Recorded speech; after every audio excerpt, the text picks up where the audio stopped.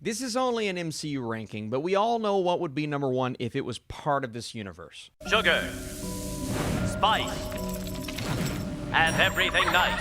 What is up, MCU fans? Welcome back to my channel. Now, I have a Marvel Heroes tier list coming in a few days. I'm working on that right now, but for this video, I want to focus on origin stories, specifically in the MCU. Now, it feels like every movie we get has an origin story of some kind. Even this year, right? Loki was an origin for Mobius, WandaVision, an origin for her kids, but we're going to focus on some of the main characters in the Marvel Cinematic Universe, and I chose 12 specifically, kind of covering 12 movies, and I'm going to be ranking the origin stories in this universe, not specifically the movie. This is going to slightly different from my ranking of the film because some of the movies don't focus as much on the origins, but we're going to talk about it once we get into it. But I need you guys down below. What is the best origin story of a hero in the Marvel Cinematic Universe? And have you watched Shang-Chi yet? Because I certainly have. And let's start at the bottom of this list. By the way, guys, if you enjoy these kinds of videos, drop your thumbs up down below.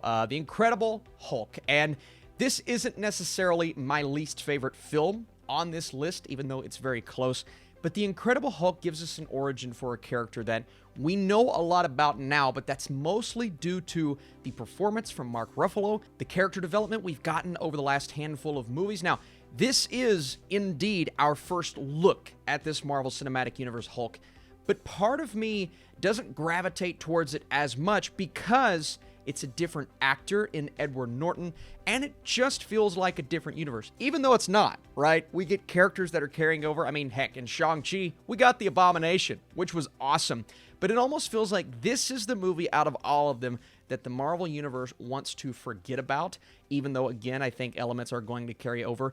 And while this origin is interesting, it's not one that sticks with me at the end of the day, so that's why it's at the bottom of the list. Next up, we have Captain Marvel. Now, again, it's not a movie I'm too high on, but I did like parts of the introduction of Brie Larson's presence into the MCU here. We understand now how powerful she really is. Now, a lot of that has to do with Avengers Endgame, I will not lie, but I do like the idea of exploring her childhood, what makes her the person that she is today, but also seeing the circumstances that she's in this movie and how she has to get out of that and remember who she is. That's the kind of story that's always interesting. Now, again, I didn't think the execution was the best here, and it is one of the more forgettable origin stories in the MCU, unfortunately, but I'm excited to see where we go next, and this is at least an interesting one, still at the bottom of the list. Next up, I have the origin story for Black Widow given to us in her movie, Black Widow. Now, I actually really like this origin story, and it's one of my favorite parts of the film. I thought, seeing her as a child growing up, seeing what she had to go through, the training to become Black Widow, then we get introduced to her sister a bit later on in the film. My big reason for putting this so low on the list is the majority of the film is focused on the here and now and post-Civil War, whereas we do get those flashbacks. It takes up a tiny chunk, but we don't get to see maybe as much as we get to see from other heroes in other movies. Still, a solid origin story for a character that we already knew and loved. Let's face it, right? We didn't need to see this, but we got to see it, and it was interesting. Didn't really go any further than that, but I liked it. Next up, I have a movie that would actually be higher on this list, but we're only focusing on the origins of Ant-Man. And my reason for keeping this so low is just compared to the other ones, right? We have some bigger players in the MCU above this. It is a bit more of a set of familiar origins that we've seen before. Scott Lang's in a bad situation. Hank Pym offers to help him out of it by giving him access to these abilities, and he takes it, runs with it, learns from it, right? A great origin story,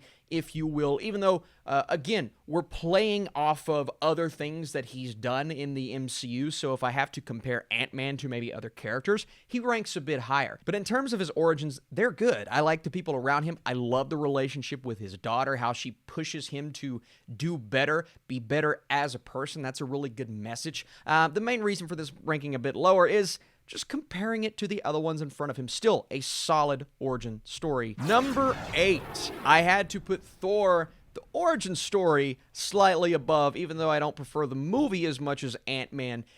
This is a fantastical origin of this god, this being, who believes he's all that in a bag of chips at the beginning of the first Thor movie. He is so overly confident, but he kind of gets that confidence slapped right out of him when he's both physically and mentally slapped back down to earth. And I mean literally down to earth. So we get to see what makes Thor tick. We get to see what makes Thor Thor.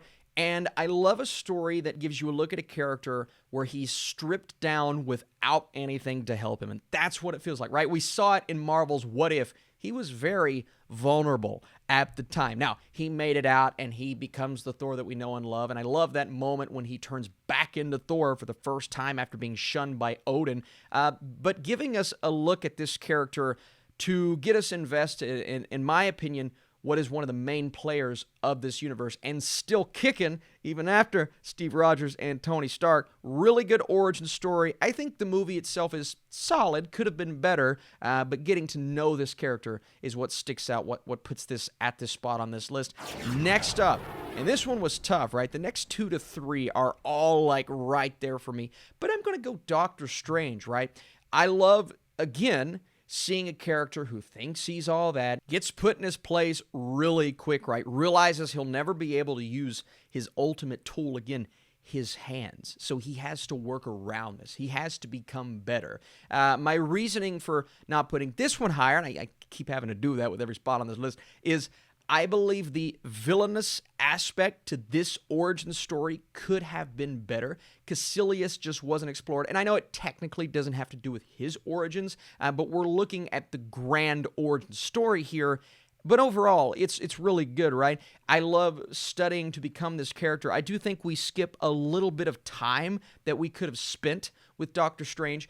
But by the time we get to the end and he's fighting with Dormammu, we understand entirely where he is now compared to where he was at the beginning of the movie. His interactions with the Ancient One and just discovering that there's more to life than what he thought there was. And that's a great origin story. And it's setting us up for one of the main players in the MCU going forward. I love Doctor Strange now, and what we've gotten since then has been fantastic. But in terms of an origin story, I'm putting it right here on my list. This was tough because I actually prefer this movie over some of the other ones we're going to talk about. But it's Tom Holland's Spider-Man. And again, my reasoning for keeping this one a bit lower is because Homecoming technically isn't a Spider-Man origin story. We don't learn how he becomes Spider-Man. I'm glad we didn't, because we've seen that many, many times, and we know exactly how that happened, so I like the fact that we skipped that. But it is an origin story in the sense that you are learning how he operates and kind of how he becomes the Spider-Man that we know now. And I'm including the end of Civil War here, so a little bit of Civil War, a little bit of Homecoming, and we start out Homecoming seeing him going from, just a street-level hero to this suit that Tony Stark gives him. So I guess it is really an origin story in that sense. And for what you're trying to do with Spider-Man, it's the perfect route to go, right? You're getting to see his high school interactions. They actually look like high school kids, and that's really funny. The humor, the comedy, all of this, it comes together in a great way. It's really tough with the ones that we're going through now because they're all so impressive. Then we have Captain America, and I will fully admit I am a little bit biased here. I don't think the movie is as good as some of these other films, but this is the origin of my favorite hero in the MCU. Some little scrawny dude who has a heart the size of, Captain America. But he becomes big on a physical level that allows him to do what he's always wanted to do, and that is protect people. That's a great origin story, and I love the heart showcased by this character in this story and the characters surrounding him, from Peggy Carter to Howard Stark, and seeing him go through the physical transition, but even more so, that transition of fully becoming a hero and then making the ultimate sacrifice at the end. Again, it suffers from some of the same issues as Doctor Strange. We highlight through a couple of things, could have spent more time here and there, but giving us the origin of, in my opinion, the greatest, one of the greatest heroes in the MCU. They did an impressive job. Next up, getting into the nitty-gritty here, number 4 on the list, it's Shang-Chi. And my reason for ranking this over Captain America and Spider-Man is because not a lot of people know who Shang-Chi is compared to those characters. So you have to really deliver on the origin story here. And I think they did. I absolutely think they did. I think this movie does a wonderful job, even outside of the origin story, right? The action, the choreography, all of that. But what we're focused on here is that relationship between he and his father, becoming this assassin, straying away from that life, but still having that killer's mentality in him. We see, and I won't dive too much into spoilers, but he contemplates that at times. And I just love the way that this builds him up as a character and makes him a big player in the MCU going forward. We don't have to talk too much more about it because I've posted a lot of videos on this channel, but Shang-Chi really does provide us with a great origin for a character that people didn't know, but they do now. I knew him, but I know even more now. And Simu Liu's great. How about a little character by the name of Black Panther? And I struggle talking about Black Panther because I just get so sad with the fact that we're not going to see him on screen again. At least, represented in the way that I believe is the ultimate way, and that is Chadwick Boseman's performance. And we get that full-on origin in Civil War, but that transitions us over into the origins of Wakanda in Black Panther, seeing where he comes from, seeing how he became who he became. And really, this is even more so of an origin for Killmonger than it is Black Panther, but we do get an idea as to the lore and the history behind his people and behind knowing who he is now as a person. And that's beautiful, right? That's such a great origin story. We get to see his sister and his family and the life that he lives, but a life that's still filled with the idea of helping other people, becoming the Black Panther, representing what his father once represented, and becoming the king of Wakanda. And this is the origin of T'Challa the king, along with T'Challa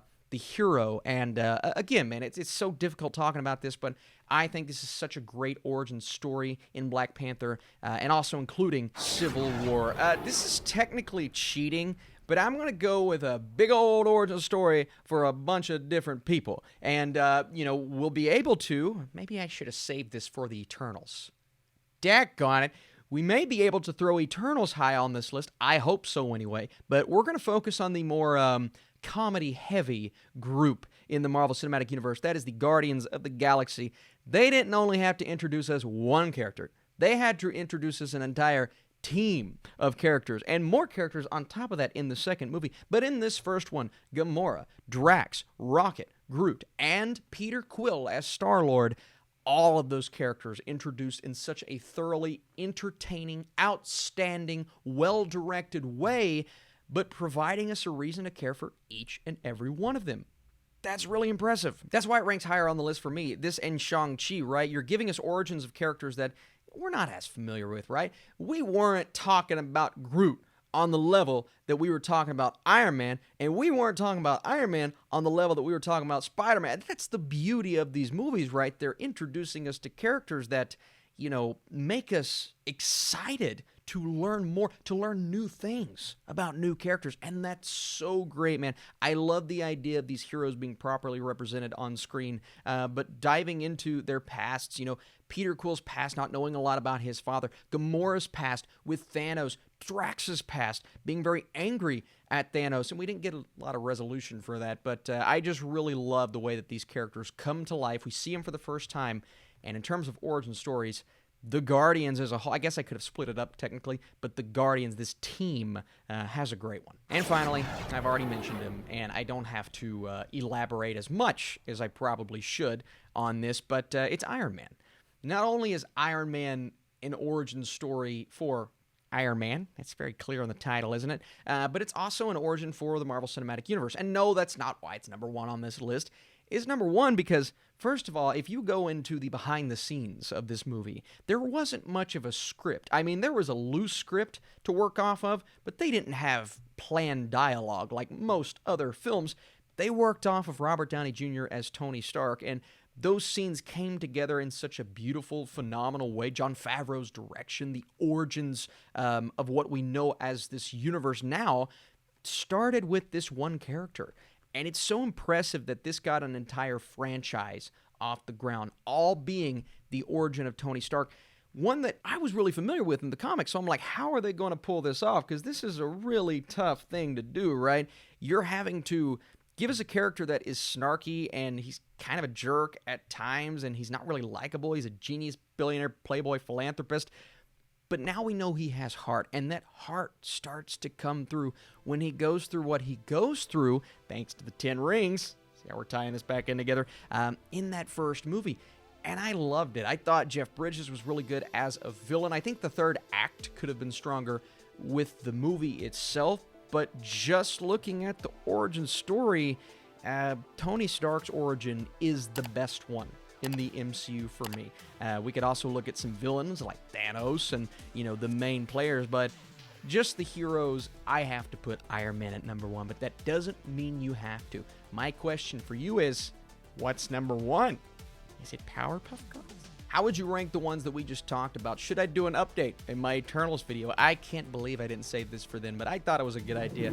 Thank you guys so much for watching this video. And let me know, are you coming back for my Marvel Cinematic Universe Heroes tier list? Expect that either Monday or Tuesday. Also, I want to say thank you guys for your support. I did just get accepted into the New York Film Festival, which means I will be seeing Dune. So I'm getting excited for that. You're truly the best. If you enjoyed this video, be sure to drop your thumbs up down below, and I'll be seeing you very soon.